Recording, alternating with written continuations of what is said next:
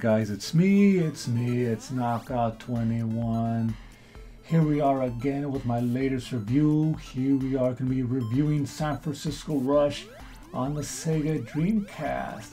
Now I'm going to mix in some Nintendo 64 footage and other footage to kind of flesh out what I'm trying to get with the message here.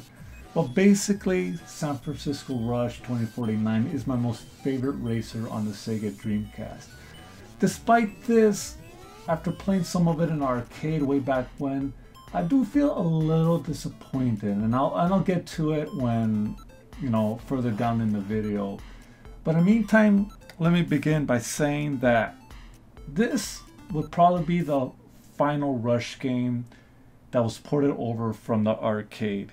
And when it comes to racers, arcade style racers would have to be my most favorite type. We're talking about games like Outrun, Ridge Racer, Daytona USA. All those games, well, they're like my most favorite. They were really prevalent back in the day.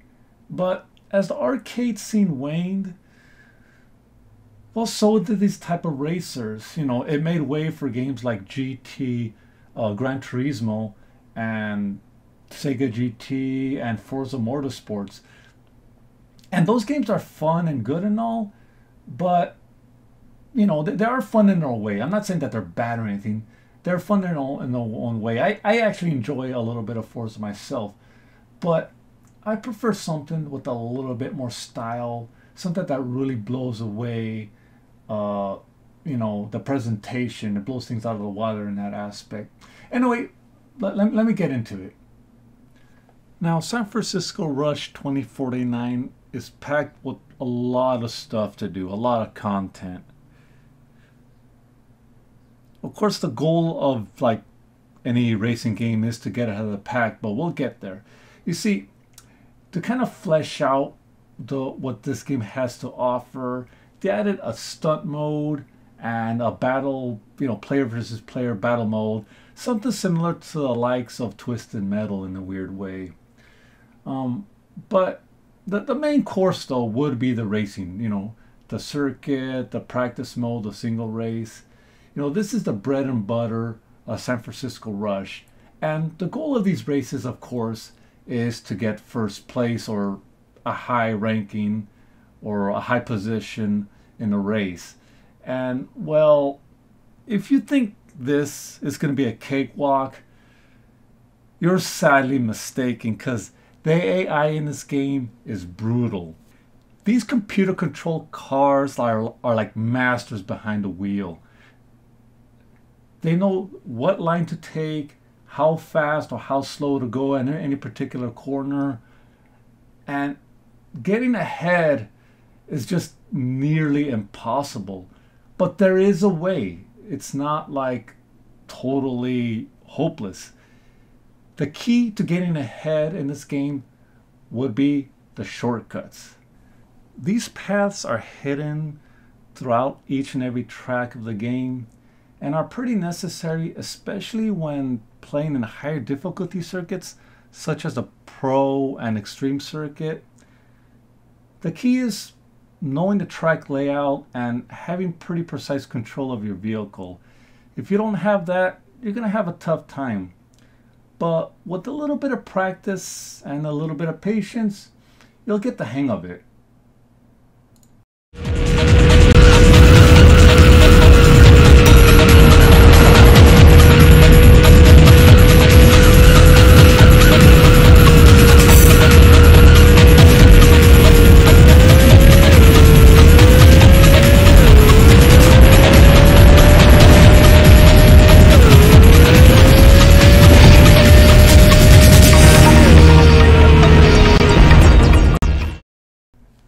Now, there's tons of unlockables in this game. I mean, tons of stuff. Things ranging from like new cars and tracks to chassis, engines, and tires.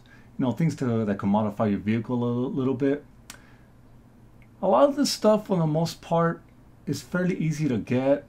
Usually you just gotta beat like a certain circuit or a course or travel a certain amount of miles, and then you'll unlock things here and there. But the really good stuff, Well, you see those two coins, the gold and silver one floating on the right hand of the screen? Yeah, that collecting those gives you some really high-end cars, high-end motors, engines and stuff, strong chassis. You'll see right now what I mean, but the really good stuff is obtained by, like, boom, right there. That's a strong chassis right there. But yeah, the really good stuff is obtained by collecting all the coins. And these coins are like all over the track. I mean, like, each and every track has like 8 apiece, and they're kind of hard to get to. They're usually out of the way, having you to jump really high, or in this case, having you explore around the track. Luckily, you could take your time by going to the practice mode and obtaining the coins that way. You don't necessarily have to join a circuit or go through a single race to get these coins. You could just go to practice mode and get the coins that way. However, you will be spending quite a bit of time getting a hold of these coins, because once you find them, it's not guaranteed you're going to be able to get them right away. Like I said, some of these coins are like really high up in the air, and you kind of have to figure out what ramp to jump off of and at what speed and at what angle. And trust me when I say this, yeah, you'll be spending hours and hours. But that's half the fun of collecting these things, is actually figuring out how to get these coins. And once you get them all, you'll be unlocking some of the best stuff in the game.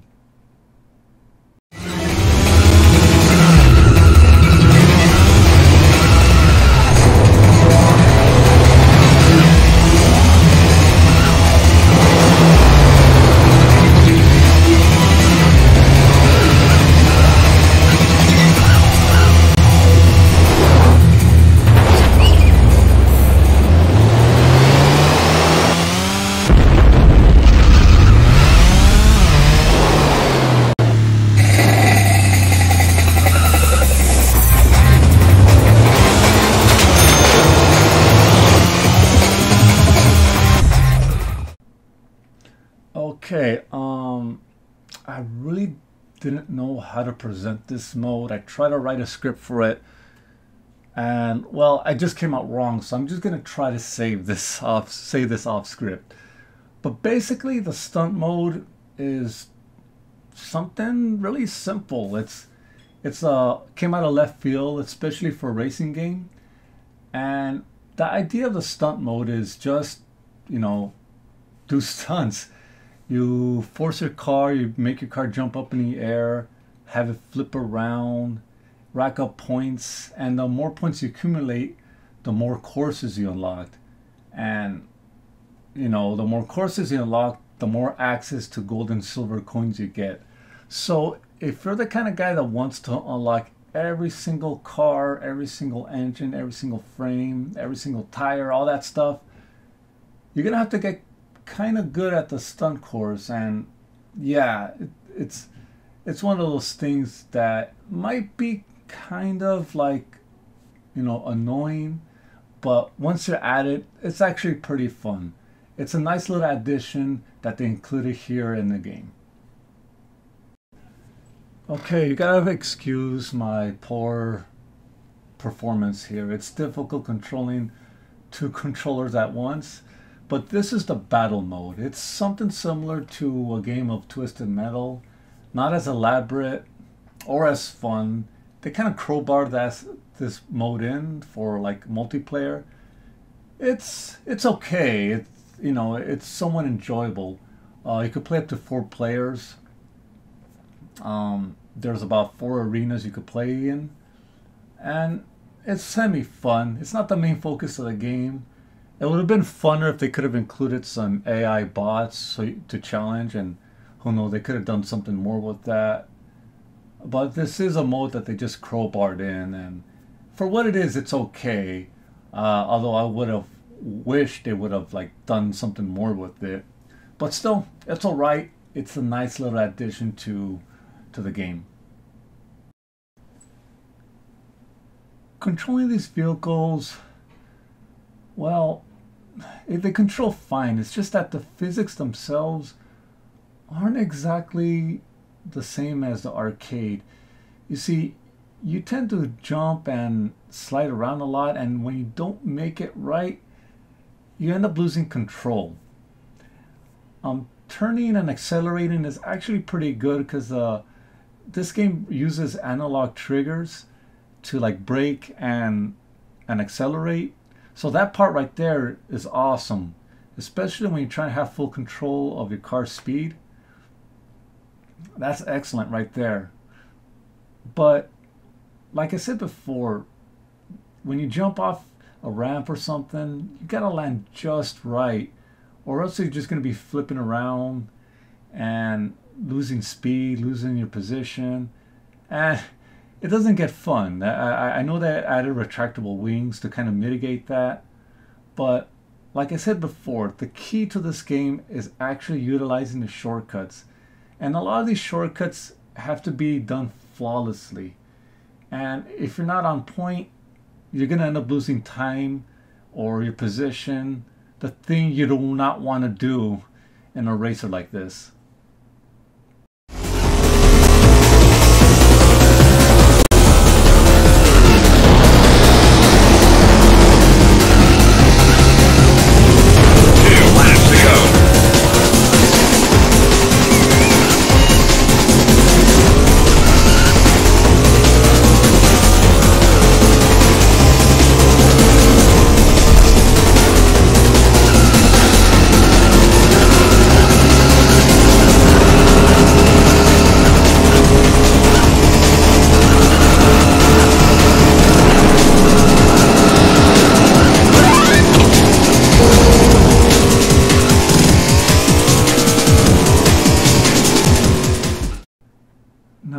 I might be getting a lot of flack for what I'm about to say here, but the graphics here leave a little something to be desired.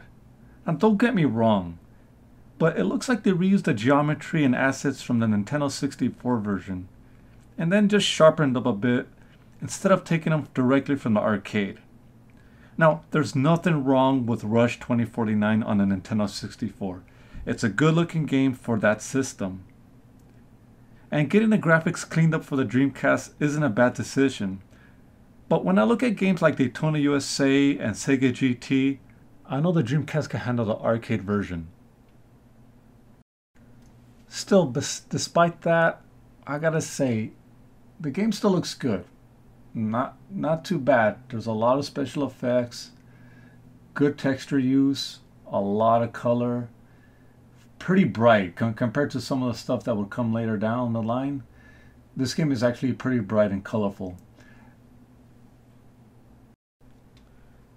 Music, on the other hand, was actually taken from both the N64 and the arcade, giving you a blend of like Michael Henry's work along with Barry Leitch's, like, I'm so sorry if I messed up your name, Barry Leitch's work.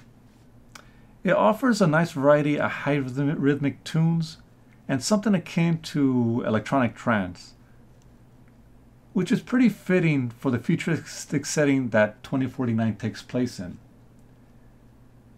Of course, with the Nintendo 64 tracks, they kind of clean them up a little bit. However, I did hear when they were porting over the music, some of the tracks, original files got like bugs or something. And, well, they had to cut out a piece here and there.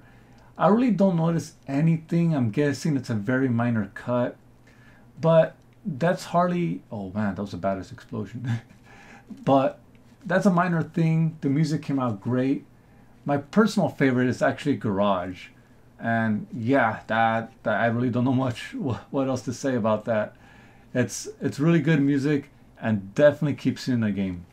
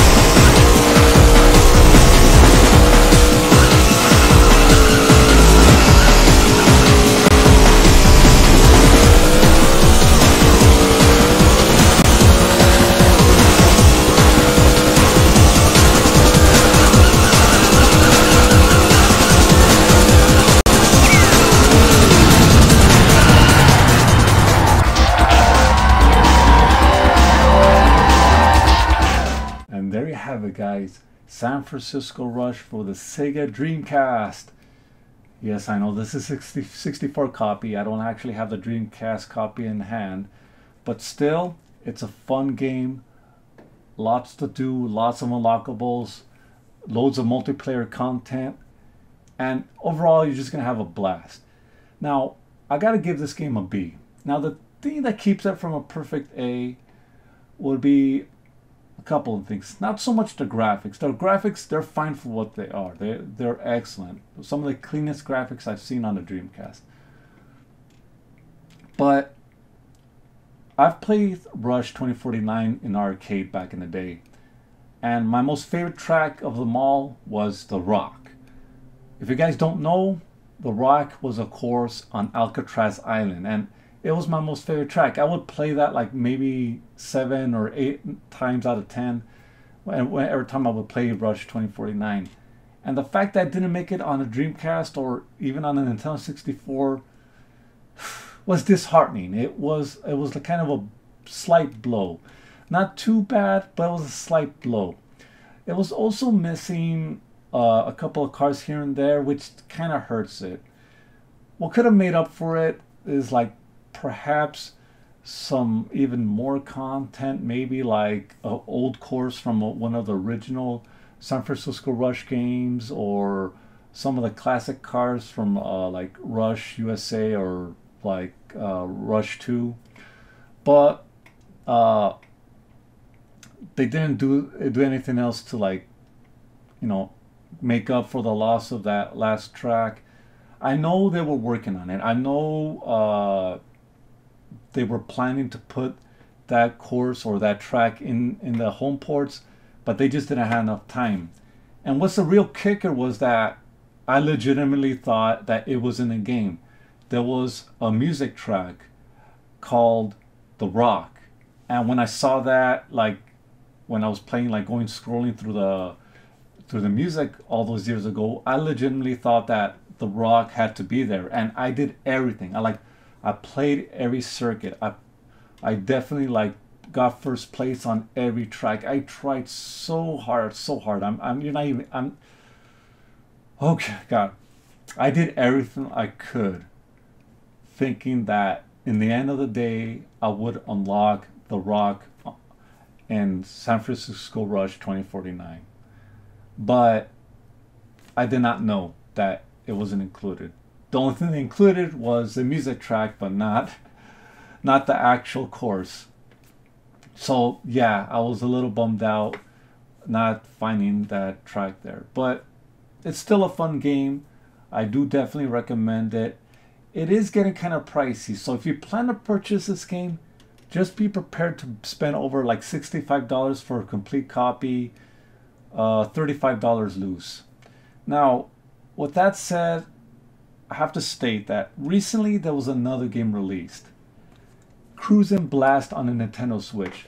This game too is also really fun, and I'm hoping that, I was about to say Midway Games, but I'm hoping that WB Games looks at this, realizes that there's still like an audience for these type of games, and maybe, just maybe, they could look back at their old Midway catalog and release some of the Rush games. I'm really hoping for some sort of arcade collection Rush to be released, like on the, you know, on the, either on the Nintendo Switch or on the PlayStation or on the Xbox. I know there was a compilation, Midway Arcade Treasures 3, that included some of those games, but the games there left a lot to be desired. Especially the Rush 2049. They just kind of copy-pasted what was available on the Dreamcast and put it on the PS2 and original Xbox. So yeah, you know, WB Games, if you're watching, I would greatly appreciate if you could somehow bring like a San Francisco Rush collection over to modern consoles. Anyway, this was Knockout 21. Please comment, rate, subscribe, and like always, have a good one. Take care, you guys.